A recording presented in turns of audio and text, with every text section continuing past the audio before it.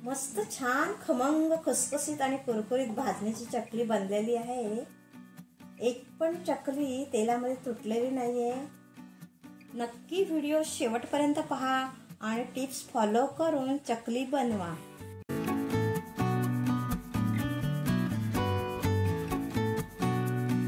नमस्कार, मी प्रणाली झोन किचनमध्ये तुमचं सर्वांचं मनपूर्वक स्वागत। आजची रेसिपी आहे सर्वांना आवडणारी अशी खमंग कुरकुरीत तिखट अशी चकली।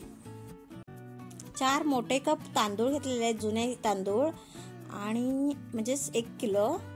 त्यानंतर अर्धा किलो चना डाळ घेतलेली आहे, पाव किलो उडीद डाळ घेतलेली आहे, अर्धा पाव मूग डाळ घेतलेली आहे, पाव वाटी साबुदाणे घेतलेले आहेत, 1 मध्यम आकाराचा चमचा मिरी घेतलेली आहे, हा चमचा वापरलेला आहे, पाव वाटी पोहे घेतलेले आहेत, 2 चमचे धणे घेतलेले आहेत, 2 चमचे जिरं घेतलेले आहे, हा मध्यम आकाराचा चमचा घेतलेला आहे, 25-25 ग्रॅम धणे आणि जिरे। हे सर्व साहित्य मिळून 2 किलो झालेलं आहे। तांदूळ आणि डाळी स्वच्छ धुवून सुकवून घ्यायचे आहेत। अशा प्रकारे तांदूळ आणि डाळी सुकवत ठेवलेले आहेत, फॅन खाली सुकवत ठेवलेले आहेत। तांदूळ आणि डाळी सर्व सुकवून घेतलेले आहेत 3 ते 4 तासात। अगदी एकदम उन्हात सुकवायचं असं नाहीये, फॅन खाली पण त्या छान सुकून येतात। आता आपण सर्व भाजून घ्यायचं आहे। तांदूळ आपण थोडे थोडे करून असे भाजून घेऊया।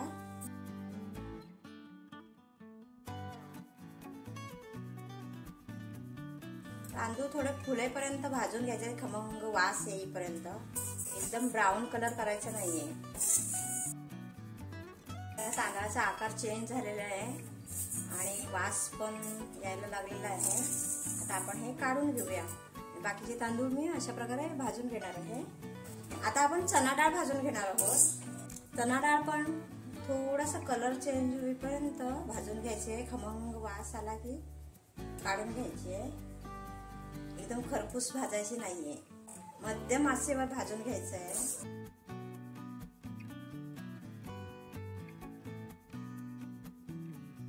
डाळ भाजल्याचा वास येत आहे, आता आपण ते काढून घेऊया। अशा प्रकारे बाकीची डाळ पण मी भाजून घेणार आहे।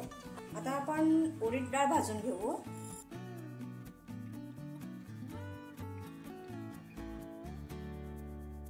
ही डाळ पण आपण थोडासा वास येईपर्यंतच भाजून घ्यायची आहे। खमंग असा वास येईपर्यंत, खरपूस भाजायची नाहीये, ब्राऊन कलर अशी करायची नाही।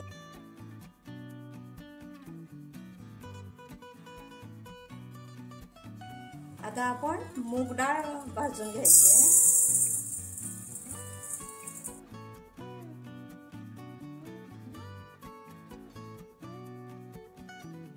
आता आपण धणे भाजून घेणार आहोत।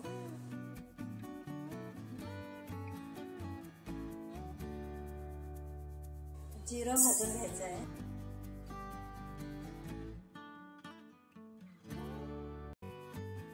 मिरी भाजून घेऊया।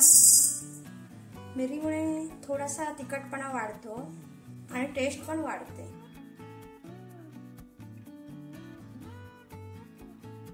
साबुदाणा भाजून घ्यायचा आहे।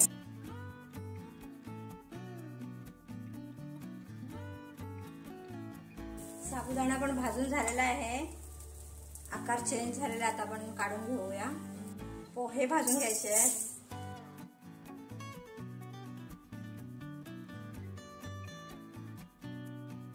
पोहे पण भाजून झालेले आहेत, काढून घेऊया। अशा प्रकारे तांदूळ, डाळी, धणे, जिरे, मिरी, साबुदाणा, पोहे भाजून घेतलेलं आहे। थंड झाल्यानंतर सगळं मिक्स करायचं आहे आणि गिरणीतून दळून आणायचं आहे। थोडं जाडसरच दळून आणायचं आहे। पीठ गिरणीमधून दळून आणलेलं आहे, त्यापैकी 4 मोठे कप पीठ इकडे घेतलेलं आहे। आपलं ते डाळ वगैरे आपण मेजर केला तोच कप घेतलेला आहे। 3 चमचे तीळ टाकायचे आहेत, 1 चमचा ओवा टाकायचा आहे,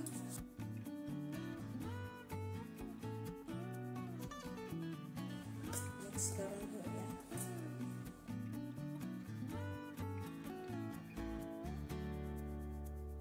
आता 4 कप पीठ घेतलेलं आहे, मग 2 कप पाणी, गरम पाणी आपण उकळलेलं पाणी ओतायचं आहे यात. त्याच कपने पाणी घेतलेलं आहे, 3 कप पाणी घेतलेलं आहे. ते पूर्ण बॉइल्ड करायचं आहे. बॉइल्ड झाल्यानंतर आपण त्यात तेल टाकणार आहोत, मिरची पूड टाकणार आहोत आणि मीठ टाकणार आहोत. पाणी बॉइल्ड झालेलं आहे. आता आपण त्यात छोटा अर्धा कप तेल ओतणार आहोत. 4 चमचे मीठ टाकायचं आहे. 5 ते 6 चमचे लाल तिखट टाकायचं आहे, पण नेहमी वापरतो तो चमचा. 2 चमचे बटर टाकणार आहोत.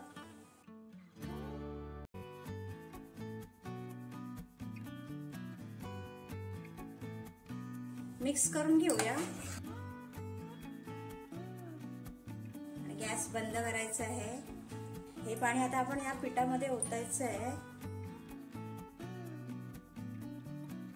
सर्व पाणी एकदम ओतायचं नाहीये. पाण्यात तीळ घातले नाहीत, कारण पाणी राहिलं तर तीळ खालीच राहतात, म्हणून पिठामध्येच तीळ मिक्स करून घ्यायचे आहे.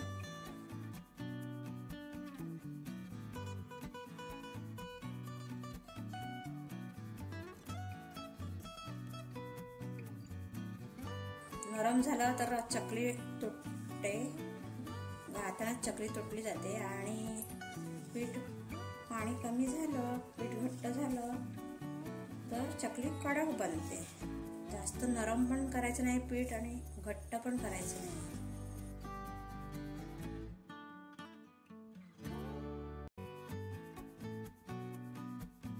पाच मिनिट झाकून ठेवूया. 5 मिनिट झालेली आहेत.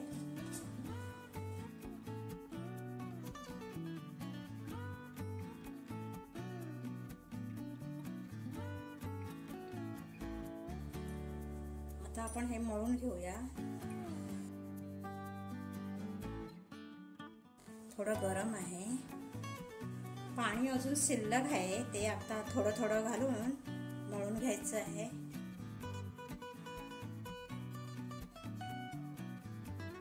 थोडं थोडं असं मळून घ्यायचं आहे.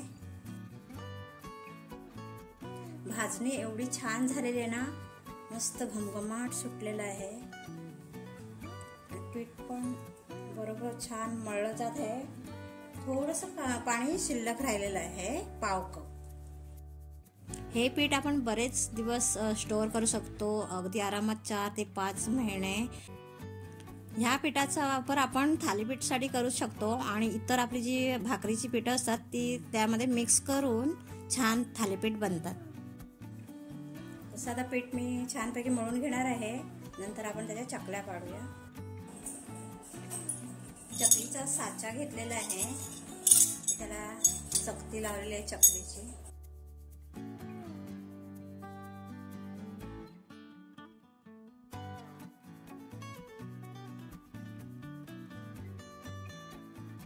थोडंसं आत तेल लावून घेऊया. पिठाचा असा लांबडा गोळा करून घेतलेला आहे, आत टाकायचा आहे.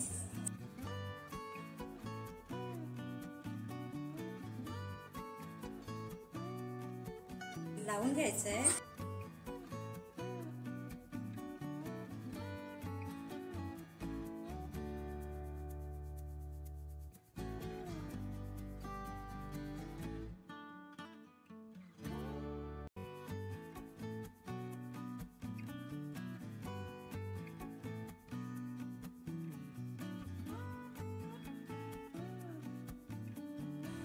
इथे मी प्लेटमध्ये चकल्या गाळत आहे, ते आपल्याला छान सोयीस्कर पडतं.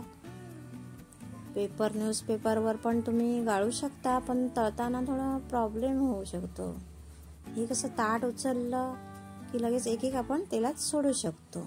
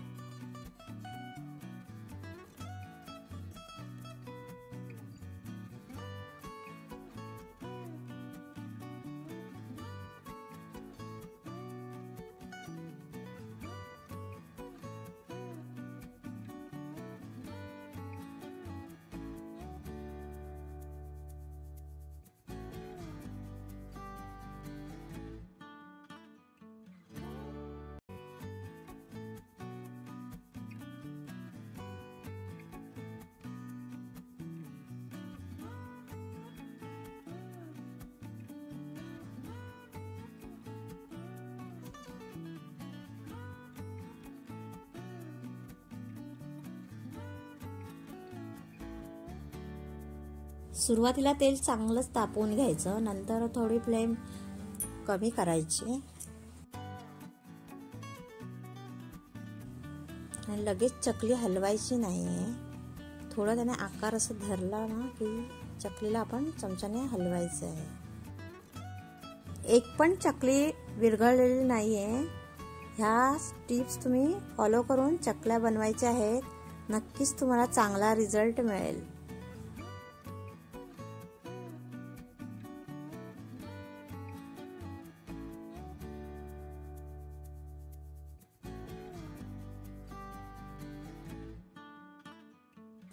मस्त भाजणीची चकली बनलेली आहे. नक्की ट्राय करून पहा. एकदम तिखट आणि कुरकुरीत अशी नक्की ट्राय करून पाहायचं आहे. तसेच व्हिडिओ आवडला असेल तर लाईक करायचं आहे, शेअर करायचं आहे आणि ज्यांनी कोणी माझ्या चॅनलला सबस्क्राईब केलं नसेल त्यांनी सबस्क्राईब करायचं आहे. तिथे असलेल्या बेल आयकॉनला पण क्लिक करायचं आहे. ती ऑलवर सेट करायची आहे. त्यामुळे माझ्या रेसिपी व्हिडिओचे नोटिफिकेशन तुम्हाला सर्वात आधी मिळेल. आणि व्हिडिओ पाहिल्याबद्दल खूप खूप धन्यवाद.